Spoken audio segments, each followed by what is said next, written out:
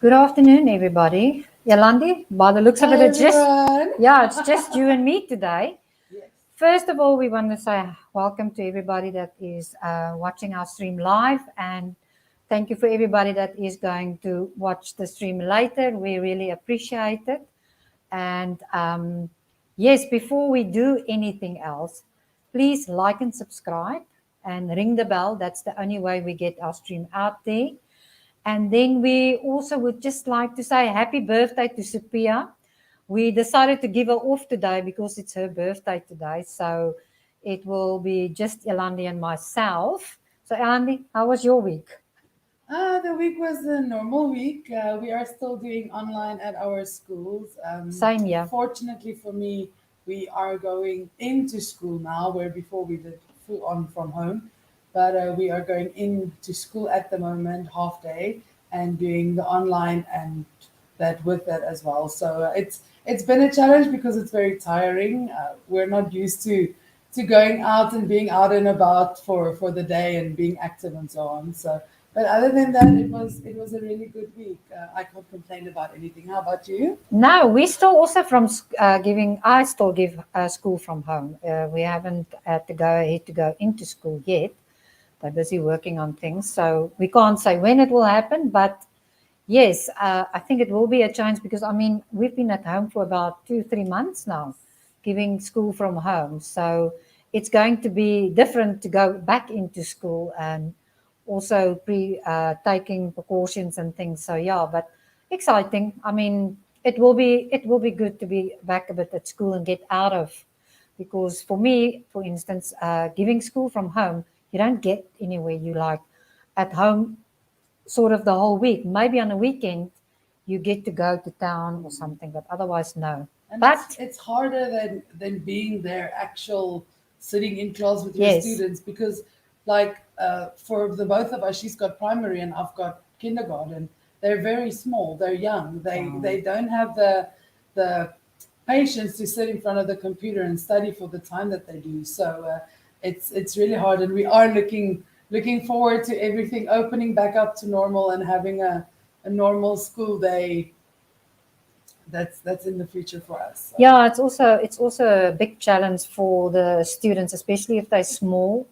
It's really a challenge, and especially those students that needs a one-on-one. It's sometimes just not possible to do it over Zoom. So hopefully things will return back to normal. Don't know when, but yeah, but we will make it work. We make it work. But enough of school. We have school every day, so we're not going to talk about school anymore. So today we're going to talk about traditional customs in Cambodia. I found something and it's quite interesting, so I thought we can share that with everybody today. Having something new for a change. We call it the big no-nos and the big yes. Yes, yes. So these are basically things that is quite nice or interesting to know, especially if you one day decide you want to do a visit to Cambodia. It is things, customs that they are accustomed to in Cambodia, and that I think foreigners sort of should know just to respect their culture. So let's have a look. So we're just gonna discuss 10. I'm sure there is more, but I just thought these 10 were quite interesting. So I thought we can share this with everybody. Yes. So visitors to Cambodia can be left confused by the many customs that run strong throughout the country, but with a little help, travelers can avoid committing any possible faults, past or causing offenses to with ease. So our first one is cheers. Like cheers, Yes. let's have a drink. So, I don't know if you've had the opportunity to be dragged into a Cambodian beer drinking celebration. No, never. Where we stay, there's a lot of local Cambodian community around us, and the Khmer people often with dinner they invite everyone in the area, and they have a big beer drinking session with their food and connecting with everyone. And at first, when we went to one of these events the first time, we couldn't think of any place else in the world where they cheers as much as they do in this country. And surprising enough, it's actually a custom Yes, it is a that we custom. found out when we did the research, is that it's not cheers like we say cheers and have a drink. It has a different meaning, and there's actually a, it's not just cheers to cheers. It's actually a meaningful custom in Cambodia. Yeah. So, in most countries across the world, it's custom to cheers in some form before sipping a drink. However, in Cambodia, it takes it to a whole new level.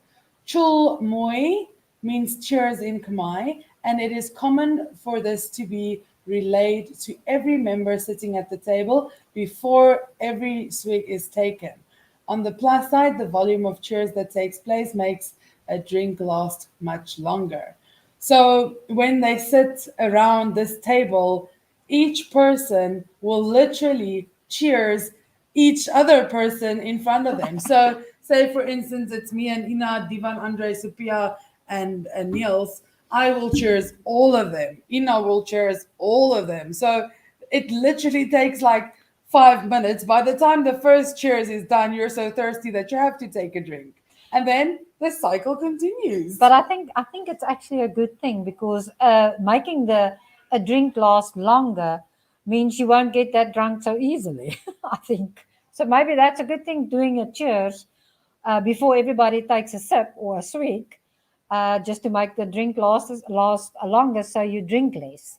Yeah, Don't you think? I have to say, most of the younger to middle-aged men in Cambodia like to take very big sips when they cheers. So usually it's one sip, two sip, three cheers. Oh, my drink's empty, and then they run around to find another drink. And I have to say, like the cheers does help, but it makes them drink bigger sips because they get thirstier because they have to wait longer to drink another sip. Yes. So, but it's quite nice to see because every time there's a cheers, there's that happiness, that positivity between the group, Yes. and they feel connected on a friendship level, even though they just met you. You feel like family already. Yeah. Yeah.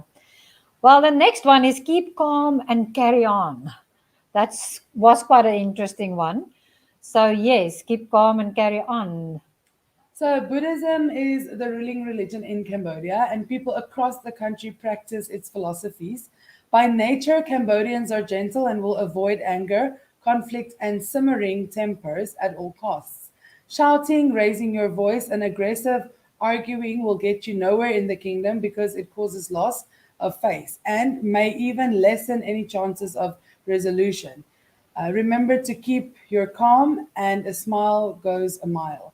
So that is one thing. Like, in South Africa, for instance, they sold a lot of "Keep Calm and Go Fishing" T-shirts, and in Cambodia, you can find "Keep Calm and Carry On" literally written on coffee mugs, on key holders, on T-shirts, on everything, because it's to them it's an important part of their religion and tradition, because to them peacefulness and calmness Yeah. is a very, very big part of not only their religion but also their upbringing and their way to treat other people, which I find very, very funny, because Cambodian people has a tendency to have very loud voices. So when you sit downstairs or upstairs on your balcony, you will hear someone shouting in Khmer, like they're talking, but you can hear it as if it's right there by you. But to them, Yeah. it's normal. Yeah, it is normal. So yeah, this was also quite an interesting one for me. And then dress code. This is quite important, I think, especially when you visit their temples and the palace and things like that. Because of their religion, they prefer. I actually put this picture in to show that they prefer it under the knee and past the elbow when you do visit these things. So this is, I think, a quite important point to know and remember. Before we go to this one, I think especially like going to interviews at schools where we all are working at, Yes.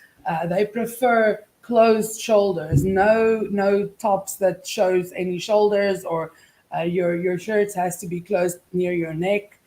Your dress code, pants wise or skirt wise, has to be either under the knee or equal, like straight with the knee, but no higher than the knee. Not like where we used to four fingers up from the knee. No, no, no. That's already shorter than preferred when going to work or visiting a religion or a religious building, or Yes. just like especially Cambodian traditional history monuments as well. If you go there, they want you to be respectful because it's their country, and like all other countries, their history has to be respected. So in Cambodia, it is relatively reserved. It's a relatively reserved country, and foreigners often cause offense by flashing too much flesh at inappropriate places, especially religious monuments. When visiting temples, places, or other important sites, remember to wear clothing that falls below the knees and elbows. Yeah. So uh, if you ever come to Cambodia and you want to visit these places, just dress appropriately because it is part of their religion. So they feel offended if you don't dress appropriately and lose the shoes. Oh yes, what a big difference for us to lose the shoes. I see we have three comments there. Before we continue, let's quickly pop those up there. See who it is. It's What? the Motley Mix. We don't even get road rage in Cambodia, and here people drive terribly. Yeah. I'm not sure who was typing on the Motley Mix commenting page, but yes, that is absolutely true. Road rage here, it's not a thing at all. People will sit in traffic for hours or Yeah. just drive on the side of the road, but no road rage at all. If you're a Cambodian, of Guess who course. posted the last one? I don't Well, know what Andre wants to say. probably Pepper's Echo. That rule does not apply to Street 136. Six. Andre. So It is. yes, that's probably true as well. Yeah. Okay, so let's talk about losing the shoes. I think in most Asian Yes. countries, they tend to take off their shoes. I know in the past they had a reason for it where diseases were carried on by foot, and therefore they took off their feet before they went into their house so that it doesn't spread.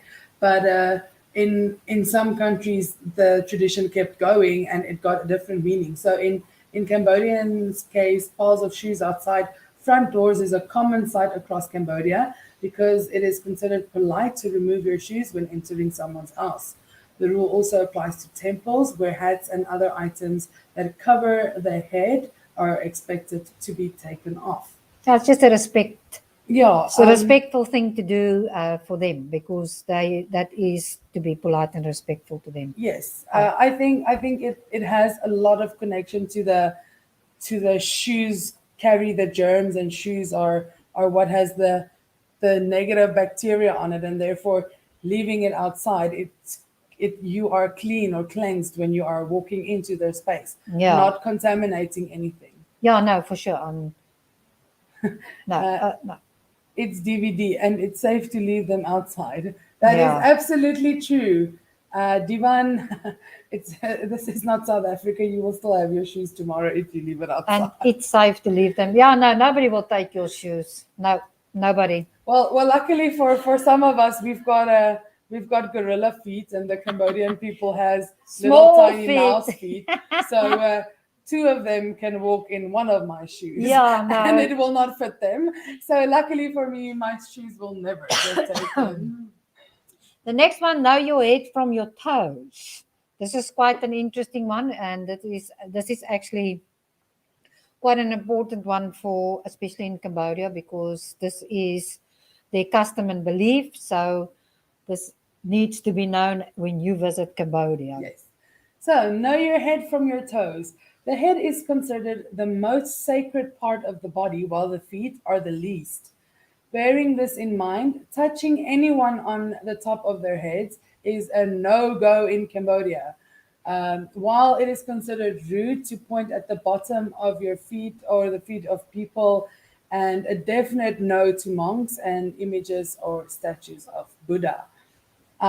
Yeah, I don't know about you, but before today, I did not know about this. And for me, being very tall in comparison to the Cambodian people, uh, I'm quick to pat my TAs on the head as a joke. But it's really interesting to see that that's how it is. So now I can go back to them and tell them, well, I learned something new about their traditions. Yeah, no, this is quite an interesting fact, but I also think it's something to remember. These are quite interesting customs to know when you do come to Cambodia, because you don't want to offend somebody else in their own country. So, yes, I think this is something that you should remember. And then how to say hello. I see Andre popped a new comment there Mm. saying, except in Street 136. Andre, she didn't touch your head, she massaged your neck. That's all I'm saying. She massaged your neck. All right. So, how to say hello in Cambodia? Okay, so forget shaking hands or waving goodbye in Cambodia. The Sampia. Sampia is a usual form of greeting which Sampia involves, means greeting like yes. this with your hands. So in Cambodia, you will put it together and say informally Day or Chomrepsua, which is more formal. And yeah, so even the small students, adults, elderlies, everyone, if they greet you, their palms will be put together. And with this, also, as we have spoken about in a previous Yeah. stream, the height of your hands um, is the level of respect that you have for the people. So if it's, for instance, a young child, you can just say Chomripsua a little bit lower. But if it's an elderly, the higher you put your hands up, the bigger part of respect it shows. Yeah. So the more important the person, the higher the hands are on the body. For example, when greeting a monk, your hands would be placed at your nose level with a deeper bow. So as I explained, it's all in the body Yes. gesture with the greeting. Even when you say goodbye, in Cambodian language, there's a formal way to do it and an informal way to do it. And greeting someone older than you or greeting someone in a higher hierarchy like monks and so forth, you Yes, will yes. always use the proper formal greeting way, where if we greet our Cambodian friends, we will use the informal way because they are like sisters and brothers to us. Yeah, and I think they also do prefer being greeted like that instead of a handshake, because it just shows a much better level of respect towards each other. And their culture as well. Yeah, and it is part of their culture. So yeah, and then hand it over. Hand it over sounds. What do you mean hand it over? But it is the way you hand something over to somebody else when you give them something. Yes. So yeah, that is what we're going to hand over going to mean. So avoid handing anything with your left hand alone, with the polite way to pass objects being your both of your hands. Another way to politely pass something is to touch your right elbow with your left of your left arm and hand over the item with your right hand. Yes. So I'm going to be dead honest. Personally, I've never handed something in the touching your elbow and handing something over, but I have seen it even when you give money to someone on the street Yeah. or paying something, they always receive the money in the same way, which means gratitude or thanks for them. Yes. Yes. That's correct. So yeah, that is also quite an interesting one to remember. And then chopstick rules. This is very interesting for me, because this means something to them, and that's why this is really really interesting. Yes. So after you finished eating, make sure to leave your chopsticks together on the top of your bowl. Chopsticks sticking vertically out of the bowl resembles an incense stick that are burned for the dead. Therefore, it is not seen as a good omen. So Yeah, they if you put your chopsticks in your bowl like this, stick it in it the it in the is it's food. a no no. They read it differently. It reminds them of incense that they burn for the dead. This is the proper way to place your chopsticks when you've done eating. And also with the chopsticks, the way that you use it to eat as well.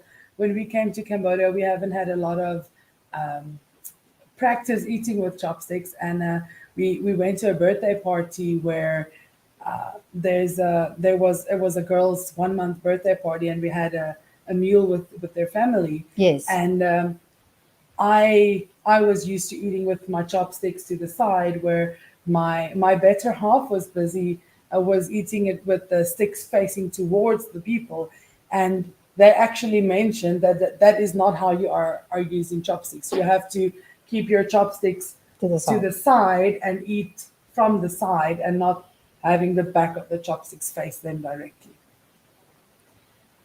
And then dinner time, quite interesting as well, because I mean, we as Europeans were always taught when you eat with your mouth closed, you don't speak with food in your mouth, and you only speak when you're done eating, no eating with your mouth open. But in Asia countries, it's different and it means differently to them. So, yes, it is interesting. It's something that we had to get used to when we got here, is actually this.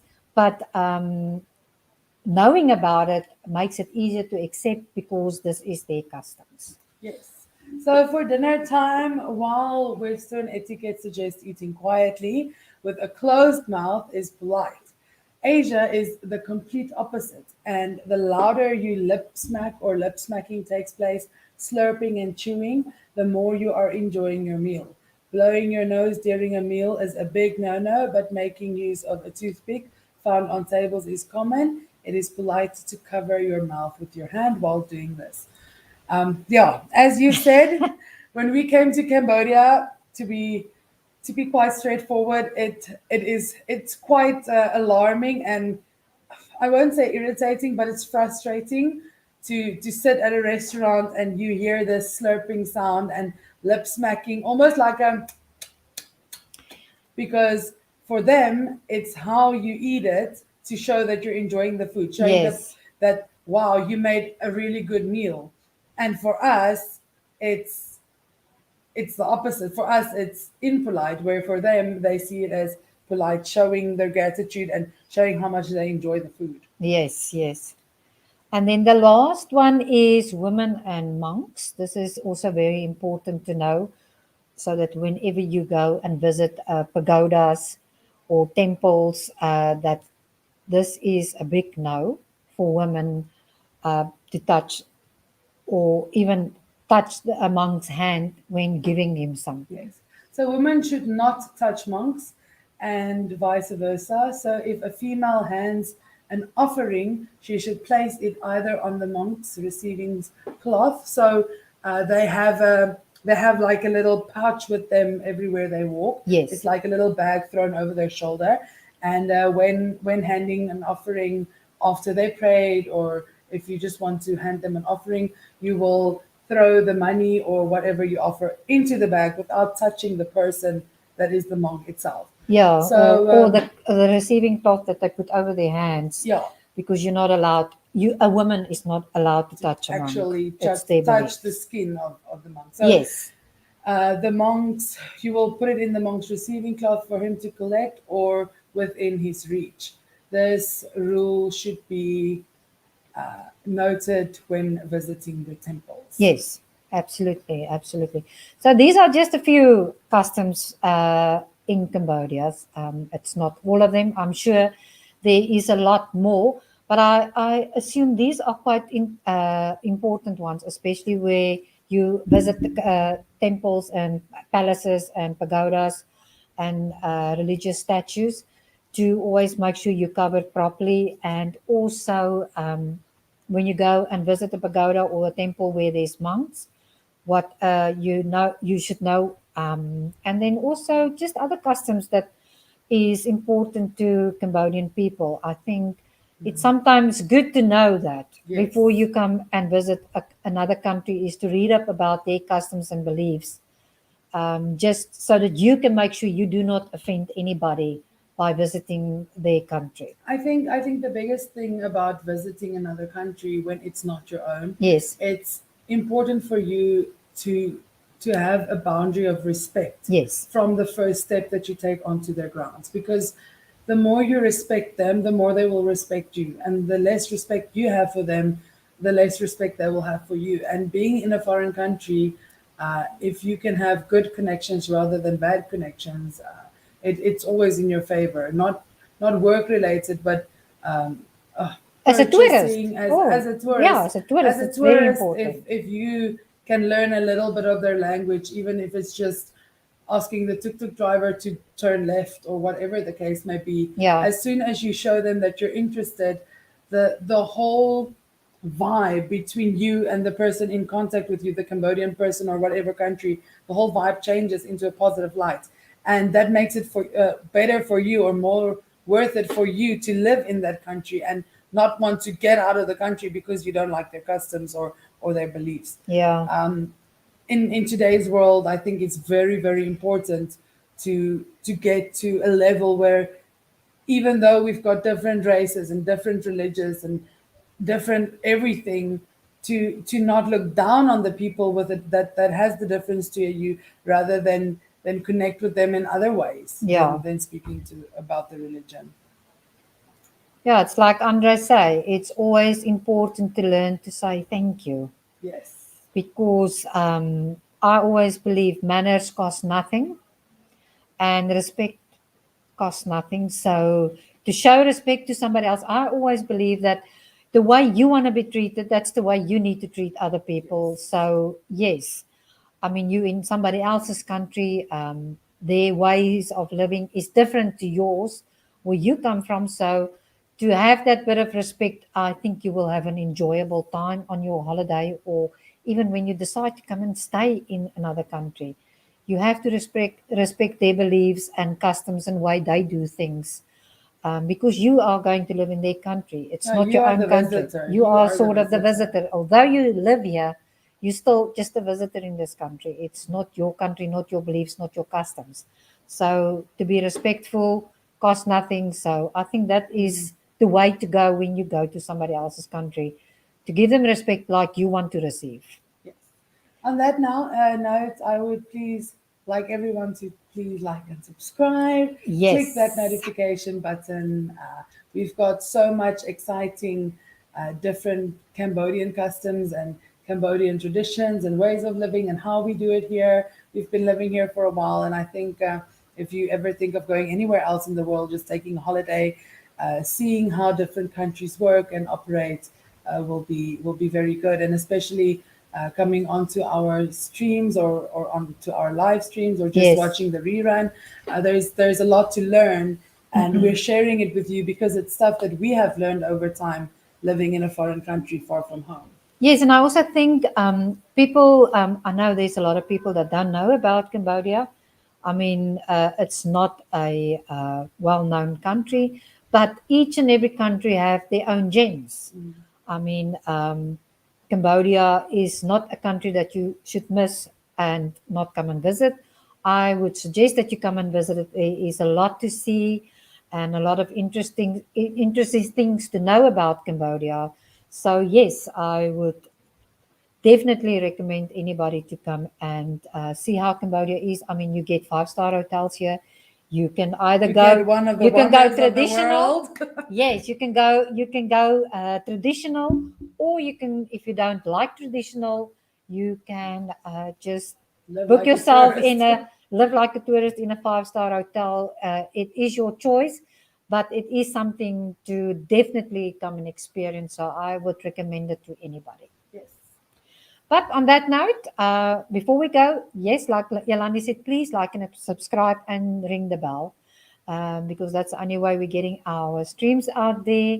I know it's not always interesting because we can't go anywhere at the moment, so we might talk about things that we've learned and that we came to know about. But hopefully, one of these days, yes, we can go around a little bit and then make some wonderful videos and uh, take some photos so that everybody can see what we've Yes. seen and how beautiful it actually is here. So, um, but thank you very much for watching. Yes, And from guys. my side and Yolandi, your side, Yes. we hope you enjoyed the stream and that you will join us next week again. And then from our Yes. side, thank you very Be much. safe, guys. And have a lovely weekend further. And also, please stay safe. Wear your mask wherever you go. We're not out of the woods. But thank you for watching, and we Yes. will see you next week Sunday. Yes. Bye, Goodbye, everybody. guys.